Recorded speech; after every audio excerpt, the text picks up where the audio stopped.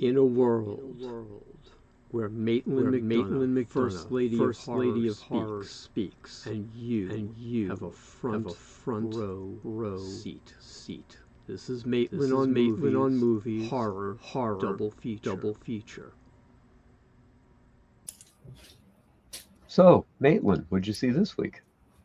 Well, I've seen the latest installment in the Scary Movie series, which didn't disappoint in the sense that it was nothing better than what I expected. And to be fair, I'm just not a big fan of horror comedy. So, is this a you wish for the time back, or it was okay that you spent that time? How not good was? How okay, mediocre? It was okay, but again, I have to say that my perspective is not the perspective of a lot of people. A lot of people love horror comedy. I mean, Scary Movie 6, say no more. It's a franchise that a lot of people clearly really enjoy, but I'm not really one of them. I can completely understand that. I've played a lot with horror humor in my writing, but even as somebody who does it, I'm not always a fan. I found this series hits and misses. The first one I think really was nicely done. It was nice. It was fresh. It gave you a new perspective on a lot of things. But yeah, it can kind of overstay its welcome.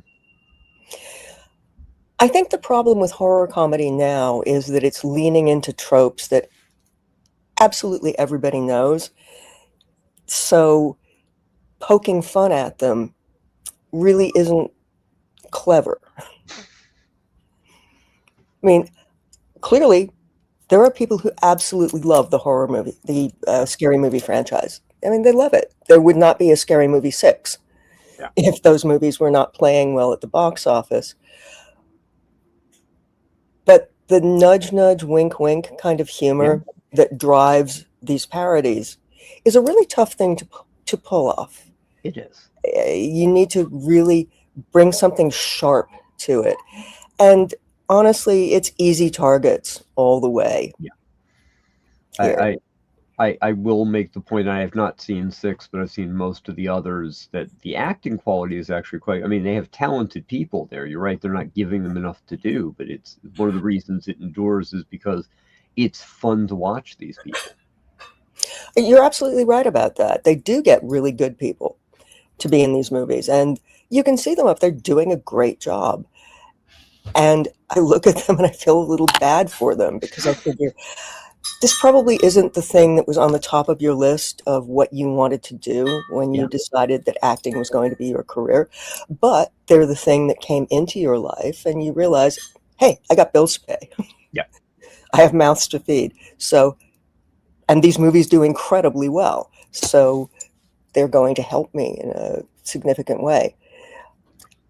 And honestly, now that we're up to 6, I really feel as though the jokes have all been done. We, and when I say we, I just mean people who go to horror movies all the time, know all the tropes. Yeah. We know which ones really have kind of reached the end of their lives and ought to be retired. And yet, every once in a while, you see a movie that takes some of those old tropes and, well, hey, presto, make them into something that feels fresh and new. And those are movies that horror buffs like you and me look at and say, wow, I cannot believe that fill in the name found a new way to take that vampire story, that masked killer story. Not so much mummy movies. I don't see people really dealing with mummies very much anymore, but all of the old monsters, all of the old tropes can be spun in a way that makes them entertaining. I don't think horror comedy is really the way to do that because you just feel like those smart-ass guys who sat behind you in 8th grade and made fun of everything. Yeah. And you just wished that the worst possible things in the world would happen to them. No, but I know what you mean. No, I just came back from StokerCon, which was insanely good. We got to get Craig, you guys out there. It was 1,000 horror people just all roaming the hallways, chatting with each other.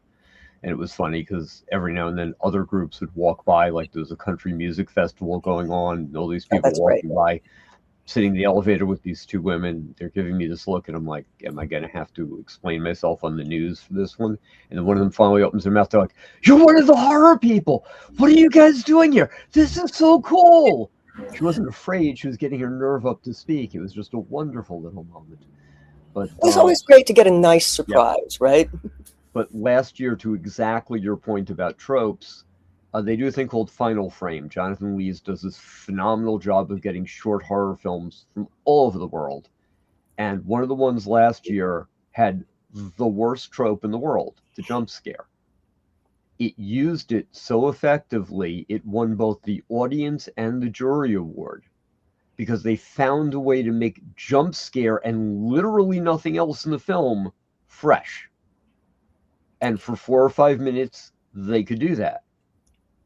And that's really inspiring, because clearly there are filmmakers out there, whether they are established or aspiring, who are capable of taking those tropes and spinning them in a way that people like us, who have seen so many horror movies, will look at and say, wow, haven't seen that before.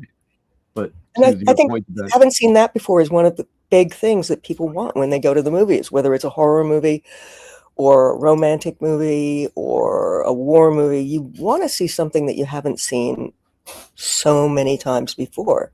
So kudos to anybody who can make the jump scare work.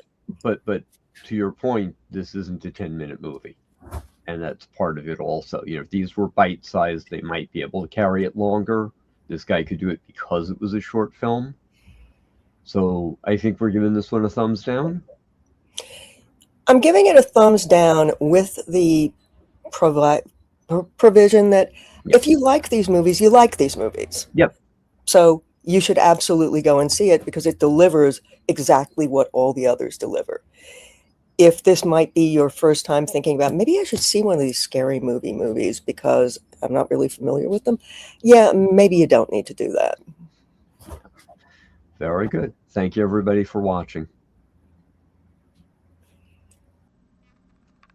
If you enjoyed this podcast, you can get even more Maitland at maitlandonmovies.substack.com. On behalf of Maitland McDonough and myself, Charles Baruch, we wish you nothing but happy dreams.